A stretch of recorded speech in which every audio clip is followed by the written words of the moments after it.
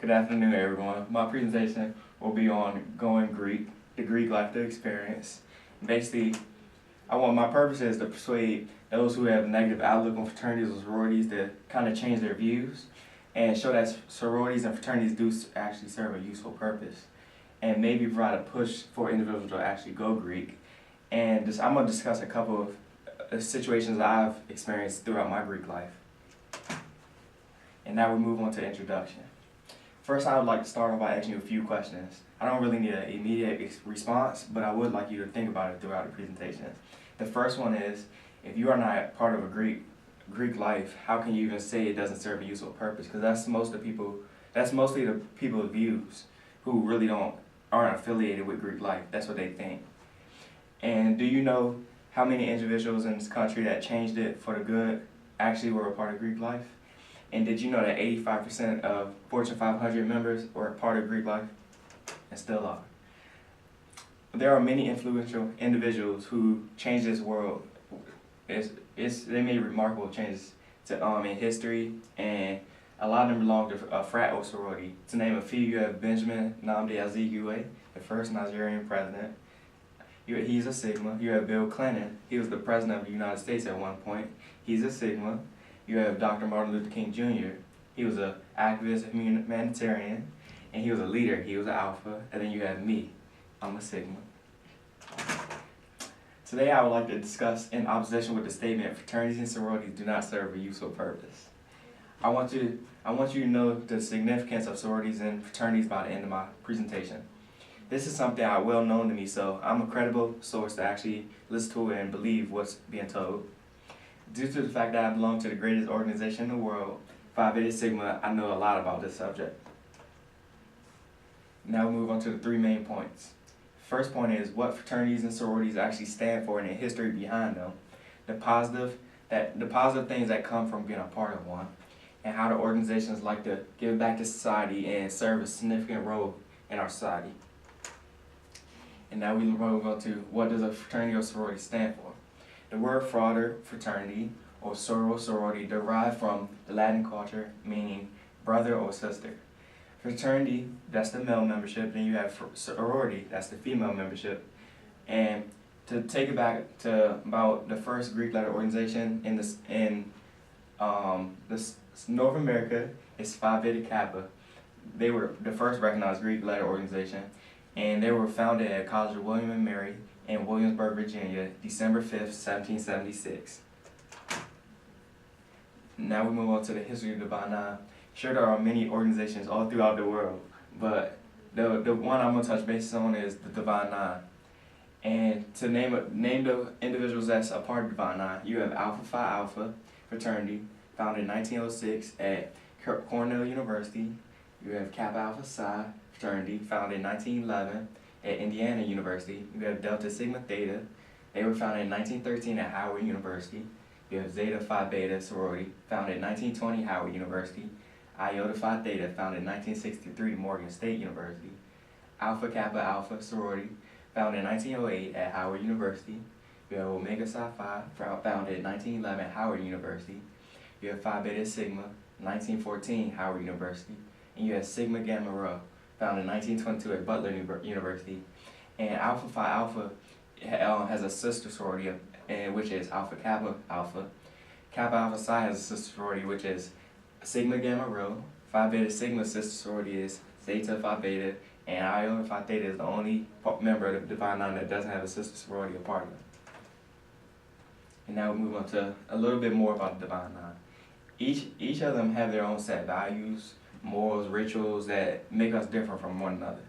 The one thing that we all have in common, though, in some way, shape, or form, is that we work to provide a positive push for the betterment of not only our community, but communities around us. One of the major things that we are involved in is community service, and we partake in community service all throughout Princess Anne and Salisbury. The positive aspects that come from being a part of Greek life are, well, I'm taking a guess, but I'm pretty sure most people who don't belong to an organization like these basically are on the outside looking in, and they believe all we do is party. We party all the time. That's our major thing. And the sad truth is that's true. But we're not only about partying. We're actually about we know how to have fun, but we know how to get down to business and handle what needs to be done. And we do this in ways like such as whether it's volunteering for homeless shelters, reading to children, or cleaning up trash on the highway from time to time. One of the best parts of being a part of a fraternity or sorority is the lifelong connections that you will form with individuals all over the United States, not only the United States. You have individuals around the world you'll meet, and we all have that certain bond. Just because we know we all went through that same process, we can relate to one another. No matter if you're a Sigma, a Kappa, a Q, it doesn't matter. We all have a certain kind of bond that most people can't understand. Not to mention how we look out for one another. And one of the prime examples is basically in the workplace. Say you're getting a job, and the person hiring you, he's a Sigma or something. Don't matter what Greek life he's a part of. But if say you're a Sigma or something, you're more likely to be looked at in a positive way because he knows you can kind of tell somebody's character, because being a part of fraternity or sorority, it's not easy to finish the process. And you can tell a lot about a person throughout that process. So knowing that you went through that or went through the same thing as them, you got a better chance of actually getting a job from them. And we all look out for one another, like I said. Now we will take a deeper look into Phi Beta Sigma, my fraternity. Now that you have heard all about the Divine Nine, we'll look further into the greatest fraternity and what we're all about. So we were founded January 9th, 1914 at Howard University. Our founders are A. Langston Taylor, Leonard F. Morris, and Charles I. Brown. Our motto is Culture for Service, Service for Humanity. Our principles are brotherhood, scholarship, and service. And I had one great experience in New York with a couple of my frat brothers. We went up there for a little get-together, and we didn't plan any of it out. But when we got there, we finally figured out we didn't have a place to stay. We didn't really think about any of that. But we so happened to meet some frat up there, and they offered us a place to stay, food, anything we needed. And they didn't know us, they had never met us. But like I said, we all knew we went through the same thing. We have that bond. Even if we've never met you, you have a lifelong bond with people you've never even met. Because we all help one another, no matter who you are, where you are in life. We'll help you as much as we can. And that's one of the big things that's we're about. Being a part of this prestigious brotherhood was the best decision I ever made. It was the most difficult thing, I will say, and I would never do it again, but it was worth it in the end. My decision was to go Greek. It was one of the best decisions I ever made. I'm involved more in giving back, helping out my community in any way I can. It helped me figure out a lot about myself. It changed my outlook on life and what's important to me. It changed my work ethic. I work so much harder now. I'm more motivated. After the process, I feel like nothing can stand in my way. I can overcome anything. It showed me true teamwork, and I wouldn't trade my organization for any other. So now maybe you're interested in going Greek. I would like to say, if you are to decide to be a part of Greek life, make sure you, one, research your organization, because it's so dumb to be a part of something that you don't know anything about. So number two, talk it over with relatives and close family, because there'll be a support system throughout the process, which you will need. Three, make sure you have the funds to join, because every fraternity and sorority require a certain fee, and they're not cheap. Make sure you talk to the Greeks, some of the Greeks on your campus, and get to know what they're about, and basically get an outlook on their fraternity and how they feel about it.